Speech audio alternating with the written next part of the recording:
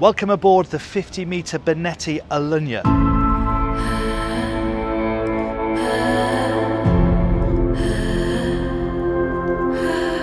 She's the 6th hull in Benetti's very popular B.Now Oasis range, and there's a reason for that popularity, because for a yacht of 499 gross tonnes, she is packed with features. And in this tour, we're going to look at all of them, from a tender garage to the sundeck, the gym, that amazing Oasis deck, all of the guest spaces. We're going to do the lot. And if you like the look of her, Alunya is currently on the market with TWW Yachts, and I'll put a link with more information in the description to this video and the pinned comment. let's get on with the tour. I'm Jack Haines, welcome to YachtBuyer.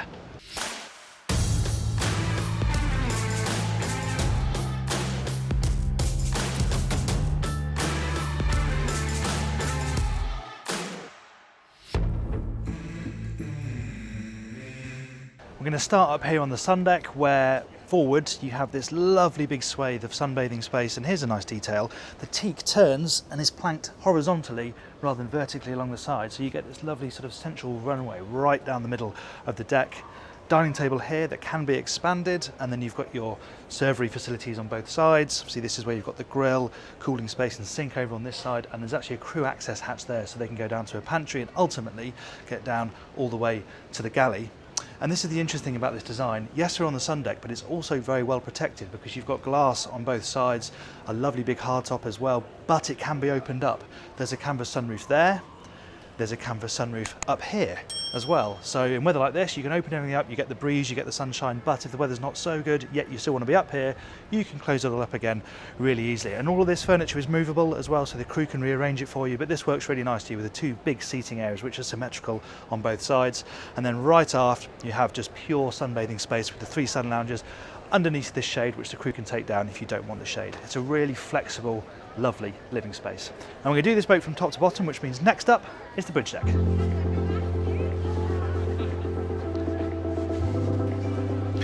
Starting here, bridge deck aft. Right aft, you've got another nice seating area away from the dining table. Nice place to sit with a drink before or after, to be honest. You're raised up.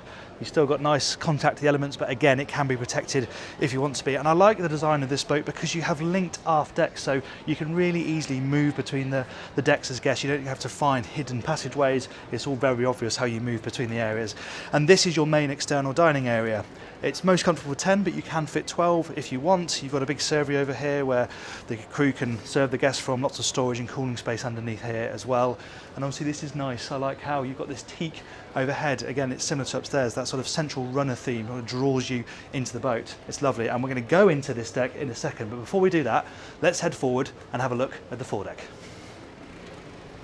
You do pick up some nice details wandering around these decks. A deck drain, usually not all that interesting, but here you've got the Benetti logo picked out inside the stainless steel top. So if you do take a wave over the front, it would have to be a big one, it'll drain away nice and quickly. And here we're alongside the bridge, hence the doors on both sides, so the captain and crew can get out very easy onto deck because there are wing stations on both sides that they can drive from. And I love this curved screen that brings you round in front of the bridge, where there is yet more lovely living space. This enormous sofa facing forward over the bow with the little sofa opposing it. Nice table in the middle, again, optional shade too, and then another bit of sun pad right forward. It's a lovely space to relax. It's raised up as well. The reason for that, there's a tender garage underneath my feet. So let's go down there and have a look at that.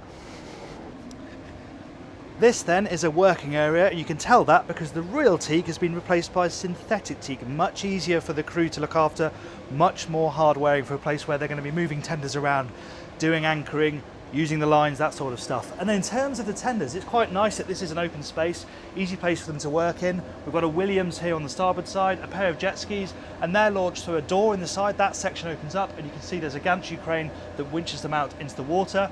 Rescue tender overhead, which can be launched with a manual crane, but that's generally only going to be used in emergencies. And Alunya also runs with a 12-metre Sachs rib chase boat. So that's a serious bit of kit to have some fun out on the water on, and they tow that when they're doing longer passages as well. Right, next up we're going to head inside and take a look at the bridge deck. Okay, we'll start at the bridge and work backwards. Obviously this is the nerve centre where the skipper's going to be spending his time when the boat is on passage.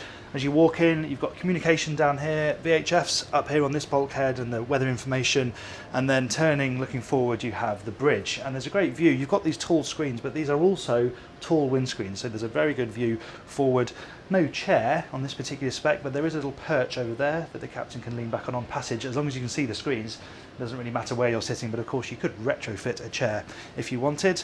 Usual stuff, we've got a proper steering wheel, decent sized steering wheel as well, pair of throttles, and of course you've got bow and stern thrusters. She's got fin stabilizers as well, and a pair of MAN 1400 horsepower V12 engines, the likes of which you'd see on a production planing 60 footer, but here they're giving this boat 12 knots cruising, and there she's a range of 4,500 nautical miles. Let's carry on aft. Immediately after the bridge you have the captain's cabin. That's private with its own bathroom, obviously very well located to be close to the bridge. And then opposite you have a really flexible space. This is an owner's study, a crew work area. It has a Pullman berth as well, so this drops down from the side here to give you an extra berth, so you can run with extra crew. She has 10 crew but can run with 11 if you use that. There's also another bathroom here, which is always quite handy. And then moving amidships, you can close this area off if you want to with this door here. There is another day head as well, just here. And then there's a staircase down to the next deck, and then we're into the upper saloon. This is a really lovely space. The owner uses it quite a formal space for meetings, doing a bit of work, having a quiet coffee. It's lovely, and it obviously connects really well to an area we've seen already, but bridge deck aft, so you've got that lovely link between the two spaces, and that's important because you've got the crew pantry over here. There's a sliding door. So the crew pantry is really important because that links down to the galley. They're going to be serving food out there, so they need that to be easy. And you have got a TV in here, but it's very neatly integrated into this mirror up on the wall. Right, let's head down those stairs where we'll land on main deck.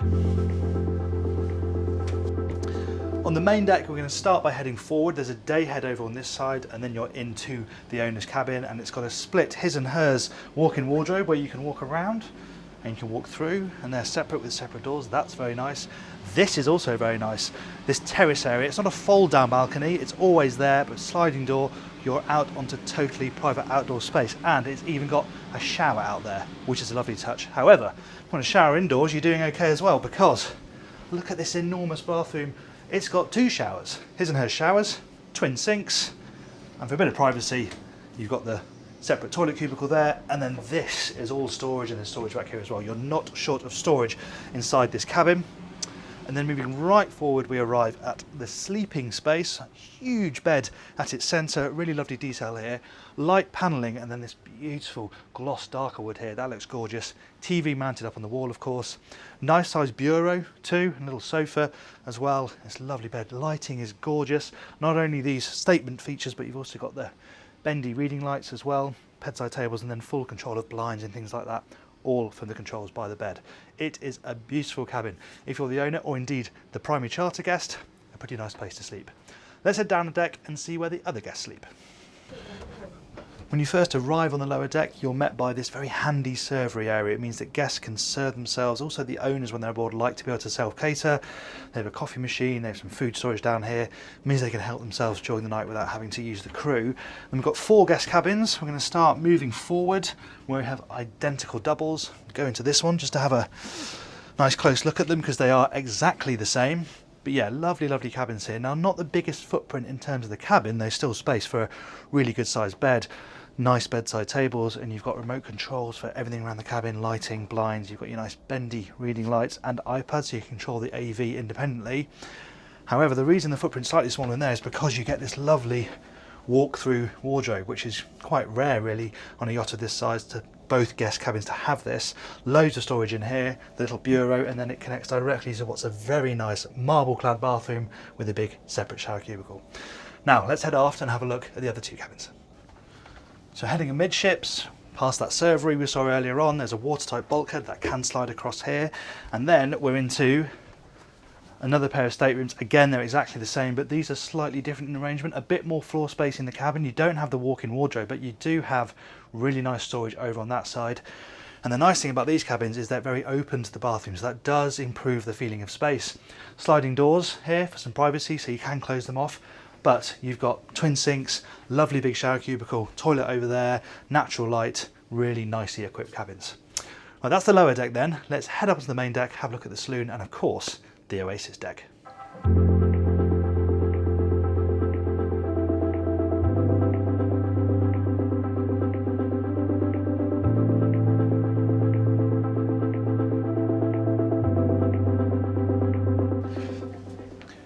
Right, we're going to head aft into the main deck saloon before we get out onto that Oasis deck. And this is a lovely fixture, this beautiful backlit bar. It's such a striking thing when you walk into the saloon from that end. It's the first thing you see. It looks fabulous in this nice intimate seating area around it, and then you walk through this little nice lobby area, and that's what separates the two, the intimate seating area and then this bigger, wider lounging space, which is lovely. Comfortable sofas on both sides, really lovely lighting as well. You've got all this backlighting, the little spots in the ceiling, a little bit like starlight. They look gorgeous, and obviously lovely big windows as well, so when you're out at sea you really are drinking the views from here. But talking of drinking the views, well, this is the place to do that.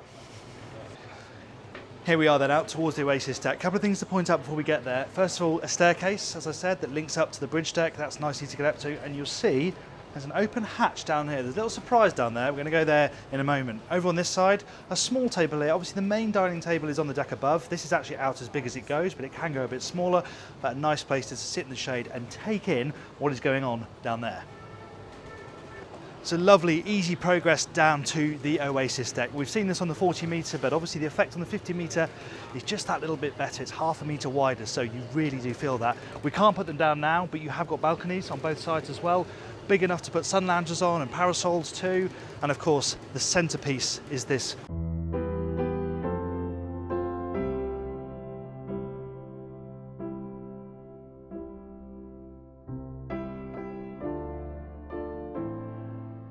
got the seating in the side that again looks out over this area, but this is amazing. What a great feature down here towards the waterline, connected to the bathing platform. We've obviously got space for your water toys. There's a lovely shower as well, carbon fibre shower that links in, so you can have a proper shower when you come out of the sea. And of course the passerelle, you can see it to good effect here. It goes up, so it goes to the quayside. It also does the same movement down, so it becomes a staircase down into the water. This is just a fabulous living space. Now let's go through that hatch and have a look at that little surprise that I mentioned.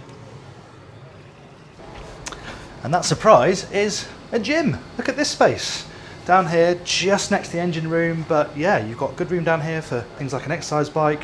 They've got free weights, a bench down here, exercise ball.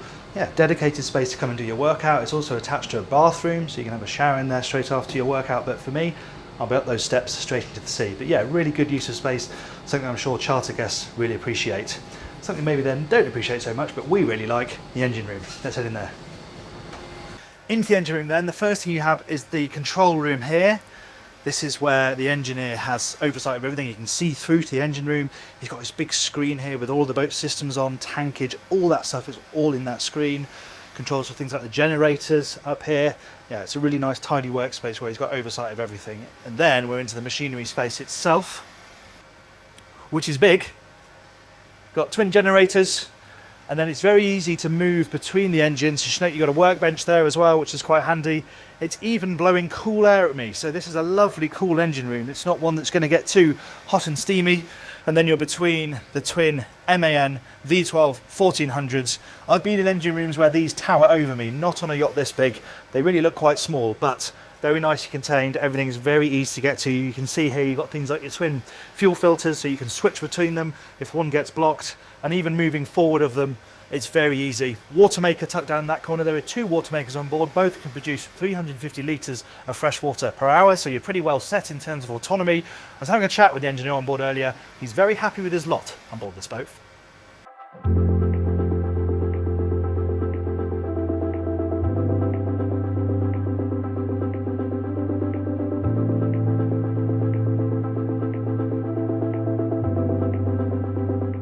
So the hatch down to the gym is just down there on the port side deck, and through here is how you get into the crew accommodation.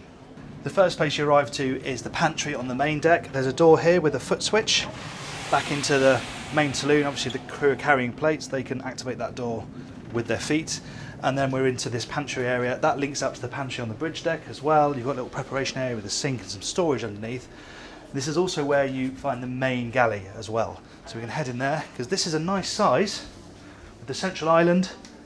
Big window as well. You've got cookers over on this side, hob over here, loads of storage as well, cooling space. It's all really neatly arranged, and nice to have this central area where the chef can arrange the food, plate it up, and then the stewards can send it out around the boat. And then down this staircase here is down into the crew mess. So So you first arrive at the crew mess, where you've got the dinette over here, nice big sweep of seating where they can sit and eat and relax. Obviously you've got the TV up here, cameras as well, so they can see who's coming on and off the boat and communications, that sort of thing.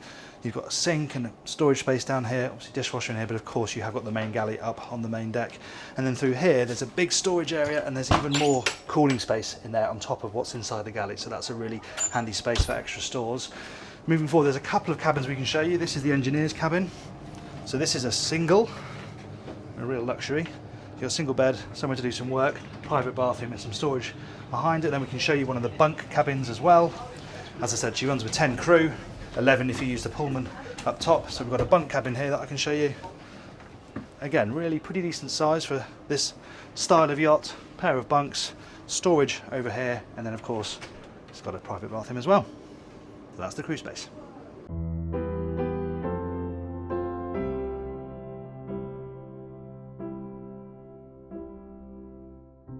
There are some very, very good yachts at this size, but the Benetti B.Now 50 metre offers so much in a 50 metre frame, whether you want to use it for charter, whether you want to use it privately, and of course the fact that although it's got all this wonderful living space and it's a boat designed to live on anchor and have lots of fun, you've got a 4,500 nautical mile range as well, so crossing the Atlantic, no problem at all. Thanks very much for watching that tour. I hope you enjoyed it. If you did, please do give it a like, and if you want to see more Benetti content, we did their Beyond 37 metres. It's a really cool boat. I'll put that tour for you up there. Put some sea trials down here for you if you want to see some stuff out on the water, and if you'd like to subscribe to the channel, you can do that by clicking up here.